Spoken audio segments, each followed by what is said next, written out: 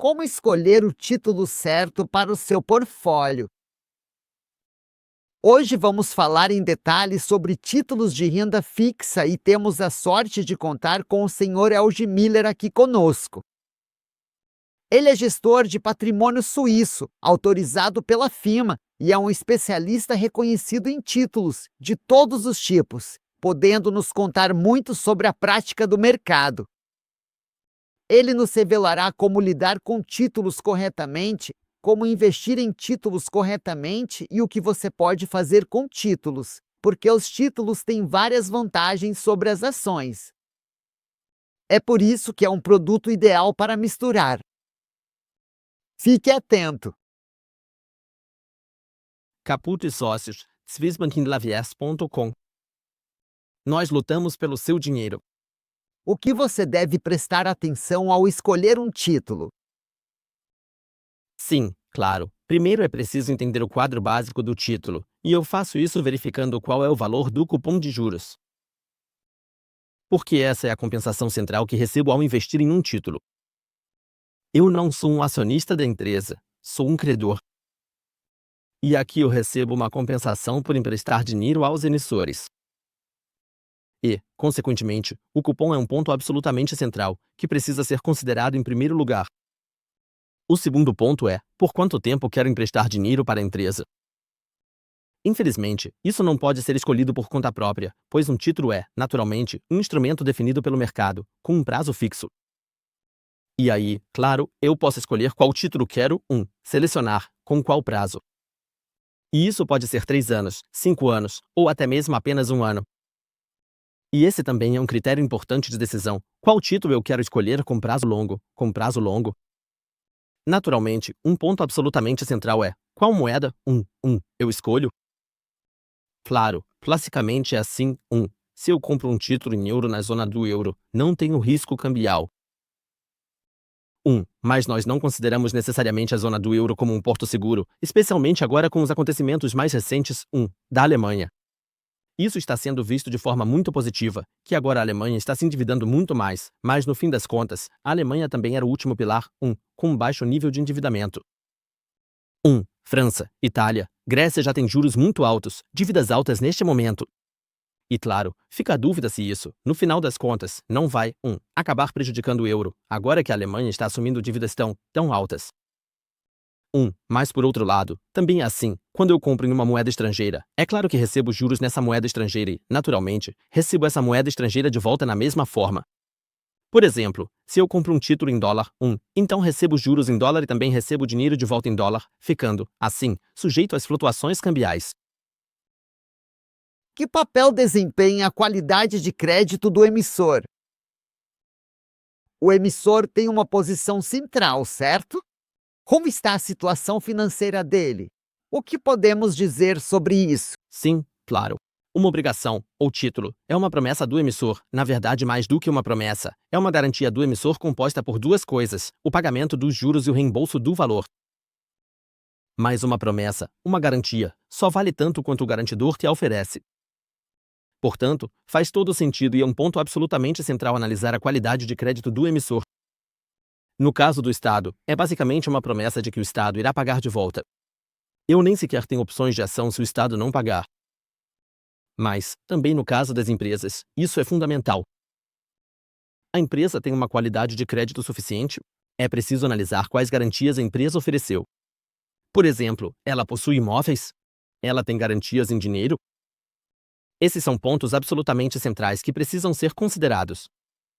Além disso, quão sólido é o modelo de negócios e quão vulnerável ele é em relação aos ciclos econômicos. Ou seja, em uma recessão, de repente a receita da empresa pode despencar. Por exemplo, durante a crise na Ucrânia, muitos consumidores ficaram mais cautelosos. Empresas de e-commerce começaram a enfrentar problemas rapidamente, e aí aconteceu que algumas não conseguiram pagar suas dívidas e acabaram indo à falência.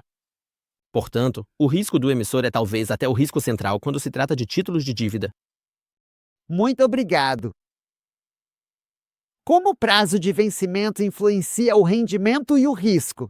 Sim, é claro que o prazo de vencimento, talvez seja melhor dar um passo atrás.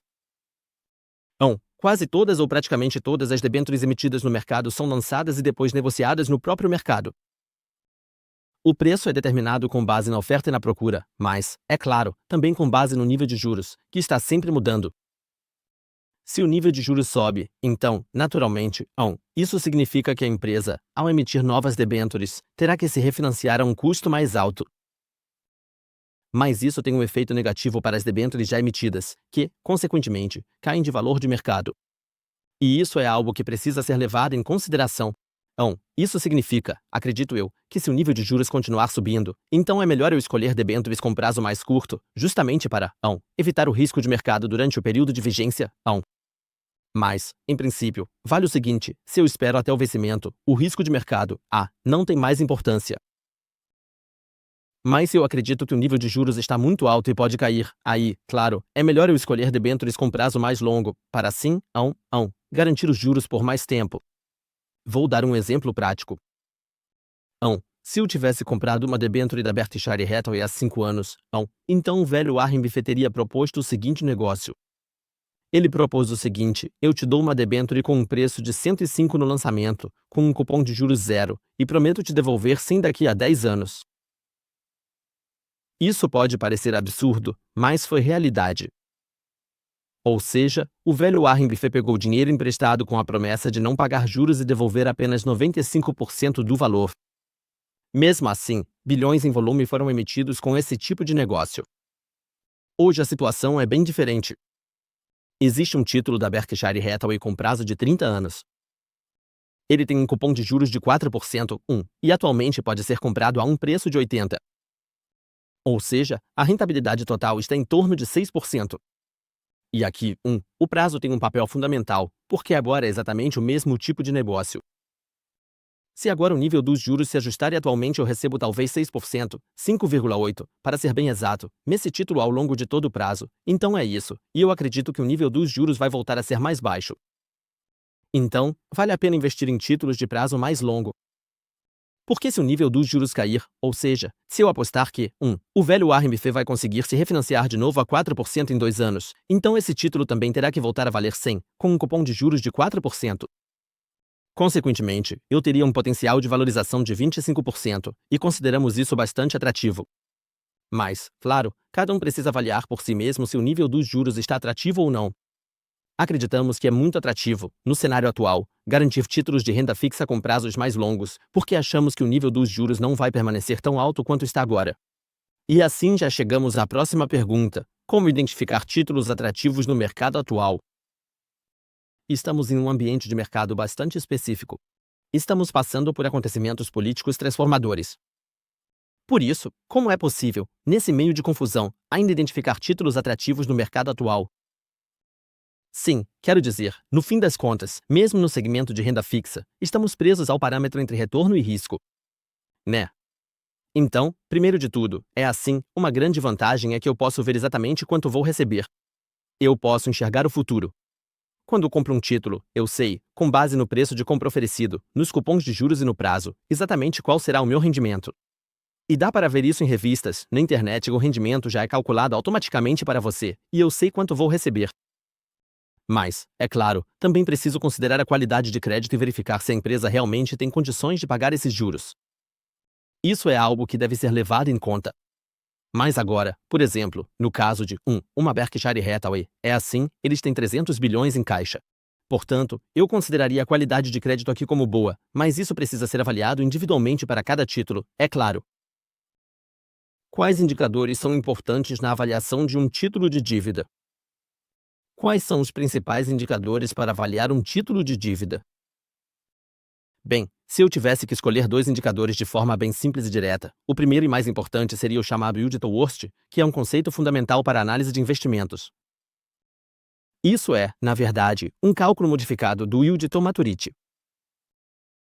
E, é difícil calcular isso sozinho. Importante, em um título de dívida, além do vencimento final, a empresa também pode ter a possibilidade de quitar a dívida antes do prazo.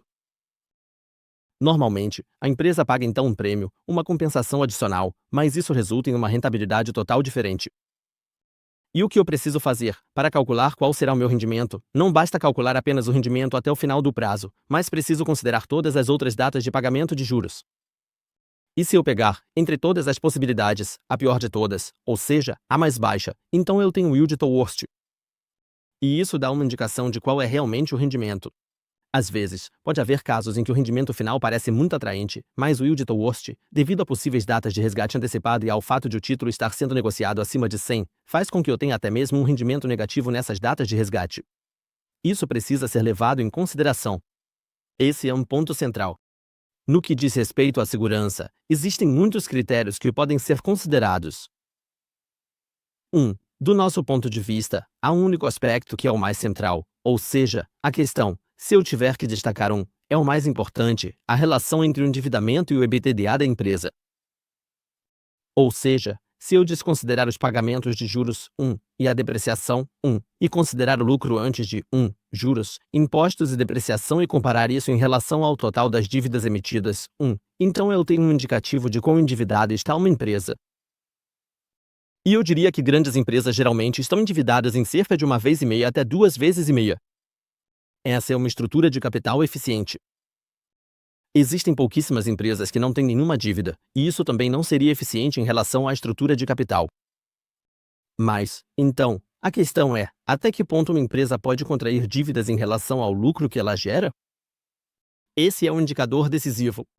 E aí, nós consideramos que 3 a 4 vezes já é um valor bastante alto. Acima disso, é preciso analisar com muito mais cuidado. E, na nossa visão, esse é um indicador-chave em relação à segurança da empresa e do título. Como é possível se proteger contra riscos cambiais em títulos internacionais? Como controlar os riscos cambiais?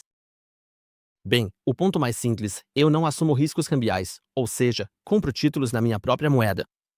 E talvez, o que poucas pessoas realmente sabem ou compreendem em profundidade, um dos principais e mais fundamentais motivos pelos quais a moeda única europeia, o euro, foi concebida e finalmente criada, foi justamente para que os países membros pudessem ter acesso a uma quantidade substancial e diversificada de títulos financeiros denominados na mesma moeda, sem a necessidade premente de assumir um risco cambial adicional e potencialmente volátil ao negociar com diferentes moedas nacionais. Antes da existência do euro, era muito difícil para um alemão comprar um título em francos franceses, porque isso implicava em risco cambial. Agora que o euro existe, é claro que tenho muito menos risco cambial e, portanto, muito mais segurança em relação à moeda, especialmente no que diz respeito às flutuações das taxas de câmbio.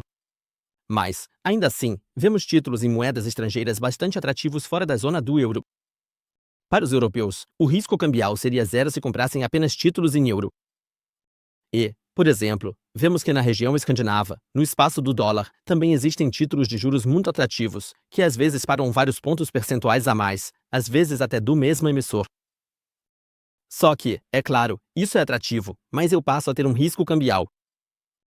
Acreditamos que a solução é fazer uma diversificação.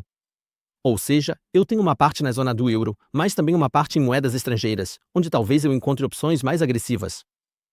No Reino Unido, agora em libras esterlinas, ou no espaço do dólar, eu consigo 3% a mais, e isso pode ser adicionado dessa forma para montar um portfólio completo. Abrir uma conta na Suíça como estrangeiro é sempre uma boa ideia. Se você pretende fazer isso, abra uma conta em pouco tempo, no máximo 2 semanas, e você já pode começar a investir em títulos. Vou organizar uma reunião para você com o Elge, onde ele estará presente, e juntos vamos montar um portfólio sob medida, adaptado às suas necessidades.